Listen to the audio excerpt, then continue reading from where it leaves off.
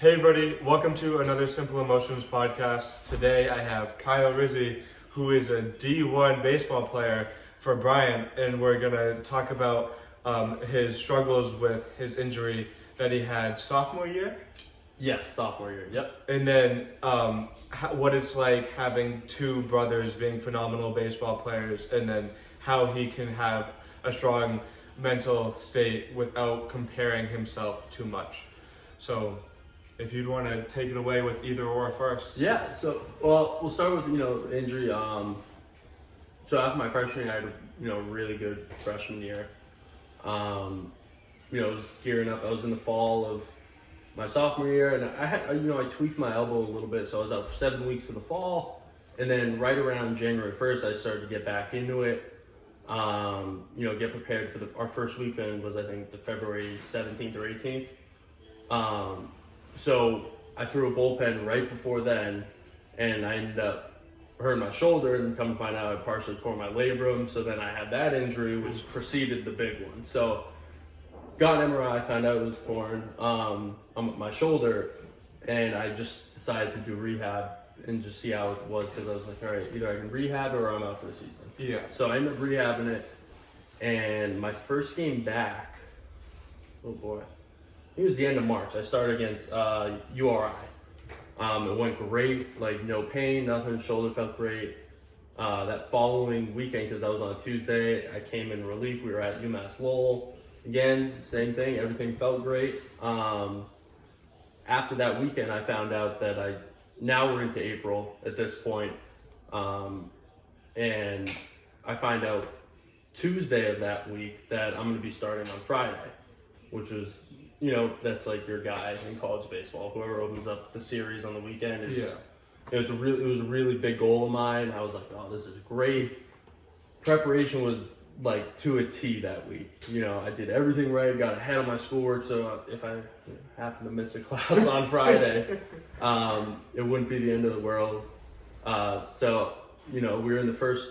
were playing UMBC, and I warmed up and everything, and I don't think I talked to anybody that day. I was locked in, and then gets to the first inning. First guy I think got a hit. Second guy was a double play, ground ball. Third guy threw a curveball to the first pitch of the third batter, and my arm just blew. So I was like, I kept going like this, and I'm like, oh, that's not working right. Like, let's see if we can get out of this inning. Oh boy. So I ended up getting out of the first, and when I came back in, it's like, I love how, you always talk about this mental thing. Like, my mind was blank. I went into the dugout, and the next thing you know, they're like, Riz, you gotta go back out for the second inning. Like, I completely almost forgot about what just happened. Like, my whole elbow exploding. I went back out for the second inning, and I ended up throwing 14 pitches total between the first and the second inning. And I couldn't. A couple of my roommates actually picked up on it. They were like, hey, they said to the trainer, they were like, hey, he's not good. Like, you have to. What happened was, not only did my tendon snap, my nerve popped from the back to the front, so my hand was locked. So I couldn't even pick up the baseball anymore. So they ended up taking me out. And yeah, that was that. The trainer, they have all these tests that you run to figure out, if it's torn or not. And she was like, we're never going to know until we get an MRI, but I knew it. As soon as I threw that first pitch to the third batter in the first inning, I was like, it's done. Yeah. So I'd say everybody always asks, oh, did it hurt? And I'm like, oh, of course it. But the next day, I will tell you, was the worst pain. It felt like my arm was locked, and it was miserable. With just awful.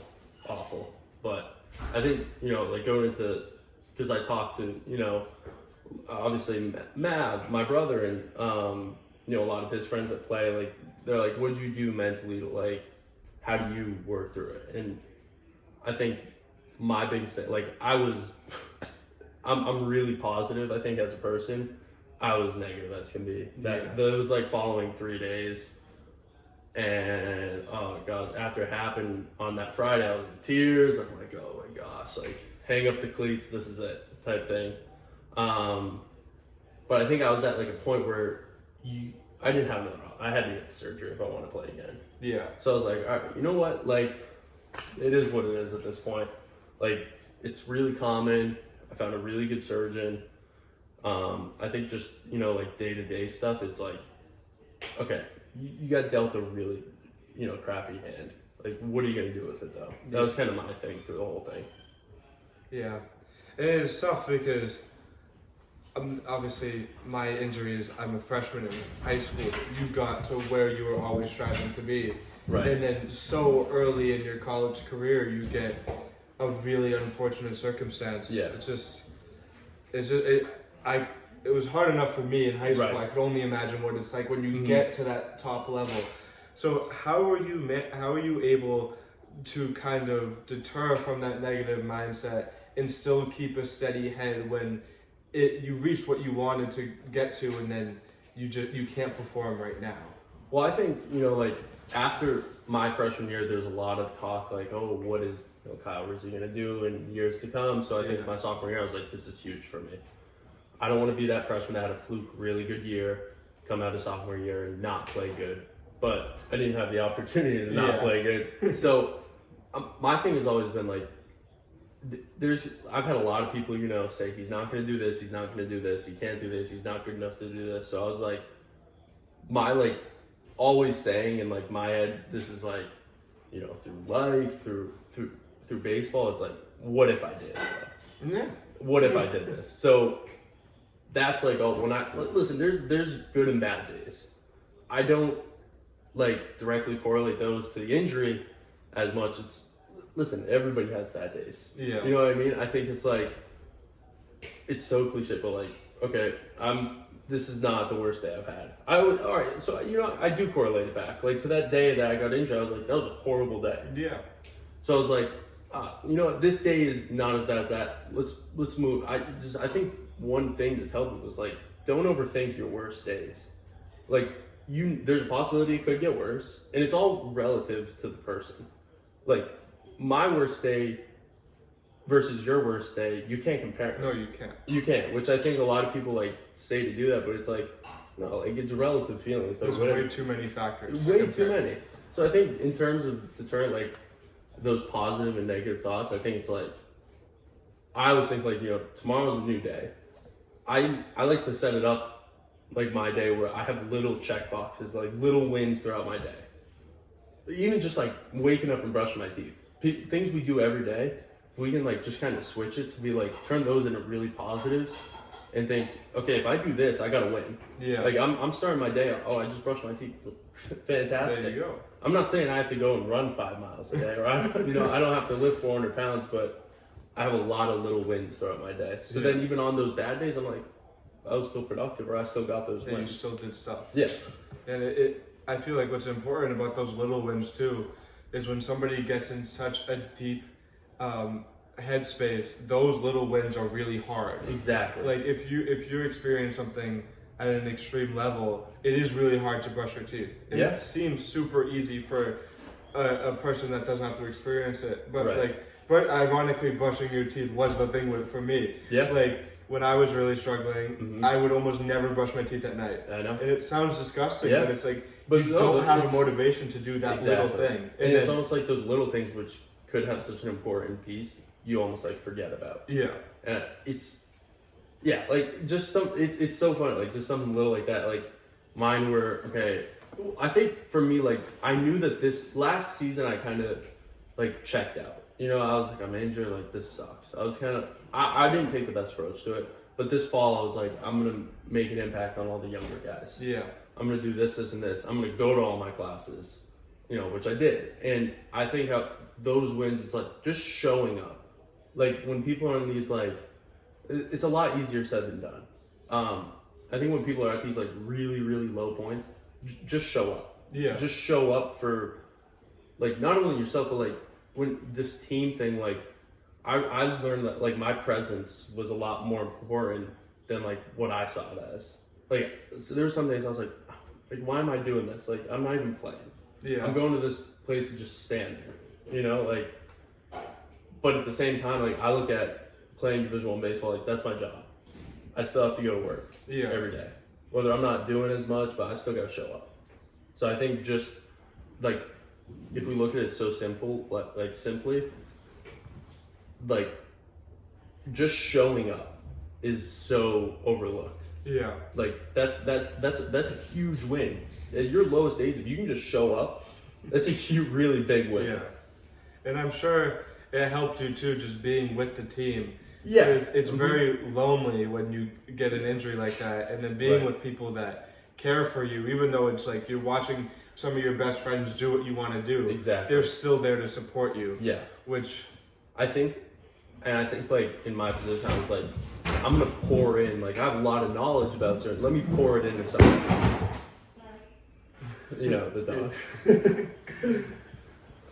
But yeah, if I could pour into someone else, that's like I'm getting better in a way too. Yeah. I'm staying in it. It's getting my mind off the injury. You know, stuff like that. Yeah. What, like, when it was the fall, how were you able to like flip that switch? Was it just the little wins, or was it just like realizing that you needed to get a positive mindset on the situation? Like this fall? Yeah. I think so.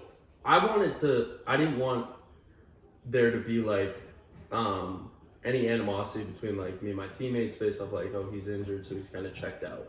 Yeah. Like that was my thing. Like not only like I was doing it for myself, like being there, even when it was hard. Like some days, like I put a smile on when I didn't want to a lot, but like it was more important that I did it for other people. Yeah. Like kind of just that like selfless, like, you know, huge team guy type thing. Like I just wanted to show up. Yeah. Yeah, I think, you know, like I said, you could easily wake up in the morning, be like, and count yourself out for the day. Like the amount of times I thought that is, you can't even count it. Yeah. But I think like going back to those little wins, let's get that first check, then let's get the second one, and then the third one, and then it starts to snowball. Then you get into this mindset, oh, I'm super productive today. Yeah. And then I think that almost took me into like getting ahead on schoolwork. Oh, wow. I know, which has never happened before, but my grades are showing it. There now. we go. So yeah, just those little wins I think are huge. Well, thank you for sharing that. I know of course. Talking about an injury, it's really tough. Yeah. And for me, sometimes it even puts you into that position where you felt it initially. Yeah. So yeah. I really appreciate you sharing that. No problem. No, I think a lot of people can learn from like everyone, not just me. Like I'm not saying I have all the answers, but Yeah. you know, some cases like Just hearing people be real about it. Exactly. It's incredible what it can do. Mm-hmm. So digressing from the injury and kind of approaching like another mental state on competing baseball at a high level. Obviously, you and your brother Mav are both extremely good baseball players. Yes. How is it, like, kind of being the older brother and the competitive edge that there is, if there is any, to try to be better than one another? I think it's like I almost took that like a step away from like the competitive side of things with him, and it's like, listen, the younger brother, he's got a ton to learn. I hope he doesn't see this, but I'm gonna tell a little secret. He's incredible. Like he's awesome. Yeah. Like he works extremely hard, and like everything he's got coming, he deserves. Yeah. Like all the great things that he has coming and all the great opportunities he has. I think in a way, like, listen, if you ask me, of course I'm still better than him. Like I always will be. I'll always be stronger. But I think I took a step back from the competitive side and was like, I'm gonna teach. Yeah. And that's kind of this, we can segue it at some point, like like me coaching, but like that was my look. Like I wanted to coach him up. And my biggest thing was with him was like, I don't care how good of a baseball player you are. Like I don't at all actually. But like one thing you will be is like a good person. Yeah. Like, cause that's like what I learned from my parents, stuff like that. So like the more that like I can teach him up just being a good person. Not saying he isn't, but like there's things like, you know, I've learned along the way that I've made mistakes, and I don't want him to make those mistakes. So I think that's, listen, there's always a competitive edge. There always will be. I think I took a step back from that though, and I just like if I can teach him as much as possible, like that's more of like my goal. Yeah, and I feel like there's like I have no clue what even having a brother's like, so because I'm an only child, but I can assume that that's like a really important thing, and even in just a family dynamic. Yeah. Because like no one is always gonna be better like than another in everything. Right. And I compare myself to kids all the time. It's a natural thing to do, and when you're living with two great players, Right.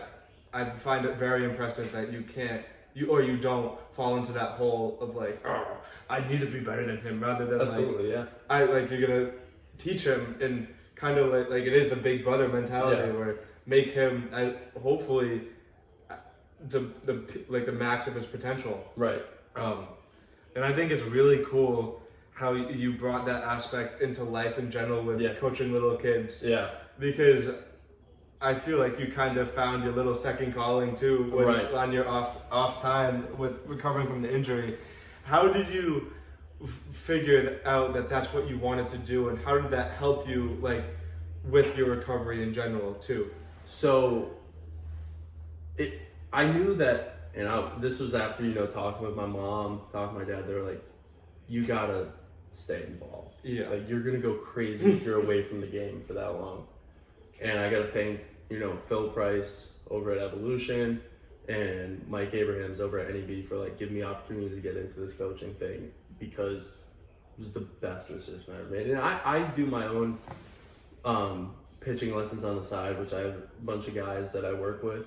And like, I love like a lot of, I've seen like so many guys on, Instagram, Twitter that like only want to coach like 18-year-olds. And I'm like, no, I want to take like those 8, 9, 10-year-olds, have them for years, and just watch what we can do in that amount of time. Watch like the development from that. Because like, that's so cool to me. Like, the thing about coaching was like, in games, I love going and watching my guys compete. That's awesome to me, because they apply the stuff that we worked on, they work so hard at. So that part's great, but I love like, that's easy. Going out in the game is easy. The hard stuff is at practice or on their own, or like when we're on FaceTime because I'm not there, working through it. And it's like, say we're at this, wall, and they have like that light bulb moment. They're like, oh my God, I just figured it out. And now the results start to pour in. Yeah. So like, that's what like I lived for. Like, I coached hundreds of hours of the summer. Like, it was unbelievable. I loved it. I got to travel. I went down to Georgia to coach. Like, it was unbelievable. And like, I think like I learned so much from these kids. Like, we didn't have like, I coached a lot of different kids. Some were the highest of talents. Some weren't as talented, but like, these kids just knew, like, watching them compete and watching them just like, everybody's like, just how much fight someone has. Like, that was awesome to me. Because like, coming in, I didn't see that when we first had our first practice. But at the end of the season, like, watching a kid get like emotionally invested in the game, and like taking a kid that was like maybe like, oh, I'm just doing this to like kind of stay busy during the summer, stay active, whatever, to now like be actually like emotionally attached to this game. Like, that's how I am. Like, that's why I was like so upset when I got injured, like, but to like spread that like emotional connection into these kids and to have them love the game like I do, like that's a really big win as a coach. And like your mom said, I'm sure that helped you a lot with just having fun with the game. Yeah. Because I know when I was injured, it wasn't as fun after every single injury. Right. Like, I was kind of dreading it. I'm like, I'm not as good as I used to be. I'm continuously getting worse rather than better as I get older. And like, I was just dreading it. But that was maybe because I didn't stay involved either. Like, obviously I wasn't as old as you are now. I was just in high school, so I can't coach. But I feel like that was a really smart decision. Yeah. Because you're still doing what you love, and you found another side that you love as well. And if you could share how that like helped you in that aspect as well mentally. Yeah, I think mentally, like, I've always been like a student of the game, and I think mentally and just like communicationally too, like person to person, I think it was I've had some like outstanding coaches in my Yeah. career. And I've even seen those outstanding coaches. I was like, I might want to tweak that even to be a better coach, like individually. So like, I think conversation, period, is one of the most helpful things mentally. Yeah, definitely. Just having conversation. So I think I took that and molded my style of coaching around that. I said, I want to, like, I'm never going to yell at you. Like, I'm going to break, kind of like we call it break them down to build them up higher. That's all I'm going to do. Like, I want to, if I'm working with you one-on-one, just if you have a question about something, you're like, hey, why are we doing this? Just ask me.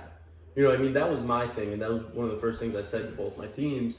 I said, listen, I'm going to throw my 2 cents in. If you say, I would rather you tell me in my face, like, hey, I don't agree with what we're doing. Let's have a conversation about it. Then let's figure out something that works for you. Yeah. Because at the end of the day, like at that time, I'm not playing. It's you. You got to be comfortable with what you're doing. And if like you don't understand something I'm saying, I'll just say it a different way. Like I could say the same thing 100 different ways. And I have to do that a lot of times because there is like kids do learn differently. Yeah. So I think that's like, because a lot of people are like, oh, how to be a great leader, how to be a great coach. It's being able to communicate to multiple different people. Yeah. If you can only say one thing one certain way, you're serving one out of 10 people. You're not like catering to everyone. Yeah. So that was one huge thing that I learned, was not only like how much conversation can help mentally, just talk about what you're feeling and stuff like that. And then also like being able to apply that to my coaching and even like my friendships, relationship, like say things in a certain way. Your tone matters. Your delivery matters. Like these things all matter, and I think they get looked over a lot. Yeah, definitely. And I feel like talking about something mentally, you can hear yourself and you can process what you're feeling. Yeah. Like, if you're thinking an anxious thought and you say it out loud, sometimes they could be a little ridiculous. Yeah. And if you hear yourself say it, it's like, oh. Yeah, that's actually not as big of a deal. No, it's like, I kind of sound stupid right now. Yeah. And then I've said this in my past 2 podcasts, there's the caveman part of your brain, and then there's the more like humane part of your brain. It's like your left and right. I don't know which is which. Yeah. I won't be wrong. But your caveman is the like thoughts that come in and boom, they're bad. Yeah. Like they're the unfiltered ones. And that you have the majority of those when you're younger. And I'm sure you may have seen that with kids as well. Yeah. Coaching, and then even throughout your like baseball career when you're younger now. Yeah. How you're so much mentally stronger now than you were 4 years ago. Right. But yeah, talking to people, it's incredible what it can do. Yeah, and I think especially, not only just in like baseball, but like life in general, like I'm big into, like the mental side of it. Baseball's 99% mental to me. 1% is physical. Like I've talked to, sports psychiatrists, after my injury, during, like up to this point, like I've talked to sleep doctors, like because I don't really sleep well, and it's like a lot of it comes from, like I get anxious, you know what I mean? Some of that anxiety rolls in. And one of the sleep doctors was like, are you like happy? And I'm like, yeah, like most of the time. But like at the time when I was talking to him, I was like, not as much as I'd like to be. He's like, do you want to know what percent of the time you're actually truly happy? And I was like, 75? He's like, try 20. And then there's 3 other simple emotions. Like, I think it's, like, he called them the most basic emotions. I think it's happy, sad, angry. I forgot the 4th one now. Okay. But it's only 20 to 25% of the time you're happy every day. Like, that's a really low number. All the other time you're one of the 3. So like when I started looking at it like that, I was like, it's okay to have bad days. Yeah. And stuff like that. I'm like, I'm not looking for something to make the bad good in a way, because it's not always the case. Like that's really hard, but I want to look for something that makes the good better. Yeah. So that was kind of my thing. And happiness is such a weird thing, because I remember in school, I think you might have still been there for it. There were these presentations on how to be happy. I'm like, that is the dumbest thing ever. I do remember hearing those that. are so dumb. It can't be taught. You can't, and you don't even need to be like your 20% of happiness is it. And like you said earlier, it all varies person to person. Like I consider myself more of a content person than happy. Yeah. Like it's not like I'm not unhappy, Right. but I'm not walking around all the day all giddy and happy. Exactly. It's more of like a neutral. Yeah. Like staying level. I'm with you. I can totally get that. And it's such a weird thing when you teach somebody happiness, because I believe that if you're gonna teach somebody how to feel something, you should teach them how to feel content. Yeah. Because when you're content, that's when you can strive up to the happiness, and then even go down to the sadness when something bad happens. Yeah. But I think we're coming to a good little close here. Good. Yeah. So Awesome. if there's any like closing remarks that you'd like to share. No, just thank. No, I was stoked we got to do this. This is Thank awesome. you. Let's see you blowing up on TikTok. I hope to see more of it. We're getting there. Thank you. Yeah, of course. Stay the course. I will. And I say this after everyone, and I apologize for how cliche it is, but if you liked how this ended, and if you liked Kyle Rizy on here, please click the red subscribe button. And if you liked it a lot, you can even turn on post notifications when we bring on phenomenal athletes and people like Kyle here. So thank you for watching, and have a good day.